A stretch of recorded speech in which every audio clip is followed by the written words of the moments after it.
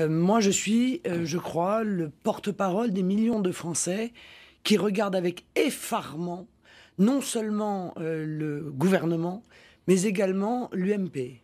Entre les crépages de Chignon, le monsieur Hérault dans le rôle du surveillant général débordé.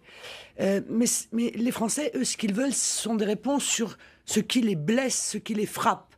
C'est la situation économique, c'est l'effondrement social, c'est le recul de leur pouvoir d'achat, c'est l'insécurité qui explose, c'est l'aggravation des périls que vit notre pays et notamment, évidemment, la montée du fundamentalisme islamique. Voilà des sujets sur lesquels on attendrait les deux grands partis.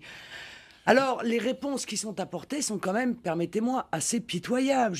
Est-ce que vous vous rendez compte quand même de tous les débats, enfin même pas les débats, mais les idées qui sont lancées dans les 6 premiers mois de ce gouvernement qui est confronté à une situation économique dramatique, des situations humaines dramatiques, une baisse du pouvoir d'achat dramatique, et qui nous parle de la théorie du genre à mettre dans les manuels scolaires, des cours d'éducation sexuelle à donner à l'école primaire, des cours de féminisme et de lutte contre la ségrégation, contre les femmes dans les ministères. Mais vous dites que c'est pas le moment ou ces questions, il faut jamais les poser. De l'indication de l'orientation sexuelle des écrivains et des figures historiques dans les livres, des salles de shoot, de la dépénalisation du cannabis. Mais sur quelle planète ils vivent ? Non mais je veux dire, ils vivent sur quelle planète? De quoi ils parlent entre eux?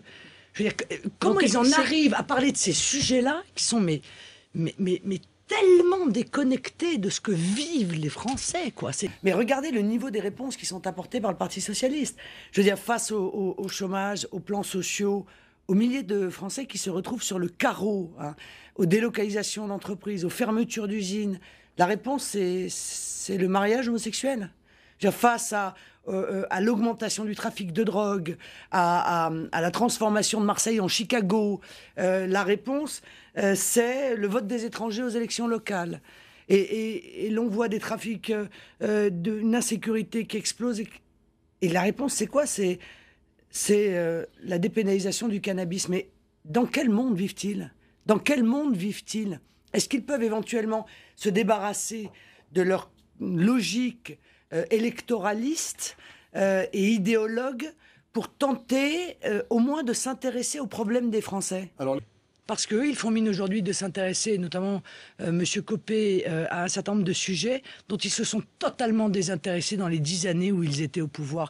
Moi, j'entends M. Copé aujourd'hui qui veut faire une manifestation contre le droit de vote des étrangers ou contre le mariage homosexuel. Moi, quand j'ai manifesté contre le droit de vote des étrangers devant le Sénat pendant la campagne présidentielle, j'ai pas vu M. Copé. Je n'ai pas vu même l'ombre de M. Copé. La gauche n'a quand même pas la réputation de vouloir appuyer sur les travailleurs français et de ne pas leur donner... Mais non, mais bien sûr. Mais la gauche n'a pas non plus la réputation d'être ultralibérale et pourtant elle l'est. Elle n'a pas la réputation de vouloir déréguler l'intégralité de l'économie et pourtant c'est ce qu'elle fait depuis 30 ans. C'est elle qui a autorisé la fusion des banques de dépôt et des banques d'affaires permettant aux banques de jouer au casino avec l'argent des déposants. C'est elle qui a ouvert le capital des grandes entreprises stratégiques françaises, qui a fait le plus de privatisation. C'est elle aujourd'hui qui maintient et même accélère la concurrence internationale déloyale et qui se soumet à l'Union européenne de l'austérité. Je vous signale tout de même, pour information, que l'énorme effort qui est demandé aux Français en 2013, 30 milliards, 35 milliards, qui va peser sur les entreprises, mais également, évidemment, sur l'ensemble des contribuables, eh bien, est déjà dépensé. Il est dépensé depuis avant-hier. M. Moscovici vient de faire un chèque de 31,5 milliards au FMI. Voilà à quoi servent les sacrifices que l'on demande aux Français. Abonder la machine à fabriquer les mégots qui est devenue l'Union européenne. Ça ne marche pas que dans un sens. Il y a de l'argent qui revient. On a eu l'occasion d'en parler ici. Il y a de l'argent qui revient. Ben oui, dites ça aux Français. Ils ne le voient pas beaucoup, l'argent qui revient. Alors, elle n'est plus démocratique, au point que 20% des Français sont aujourd'hui représentés par 2 députés sur 577. Ah, le droit à l'enfant. C'est comme le droit à Internet, quoi, un peu, non, le droit à Internet pour tous, le droit aux enfants pour tous. Mais c'est pas une marchandise, un enfant. Vous voyez, donc ce monsieur, au lieu de se regarder le nombril et de réclamer le droit à l'enfant, il ferait mieux de s'intéresser au droit de l'enfant. Parce que moi, je pense qu'une société se doit toujours de regarder du côté des droits qu'ont les plus faibles. Et notamment les enfants. Le problème n'est pas là, monsieur Mazerolle. Le problème, c'est que dire à un enfant tu n'as plus un père et une mère, mais un parent numéro 1 et un parent numéro 2. Moi, je suis navrée, mais le principe de précaution qu'on adore tellement dans d'autres domaines, on pourrait peut-être l'appliquer quand même à ces enfants.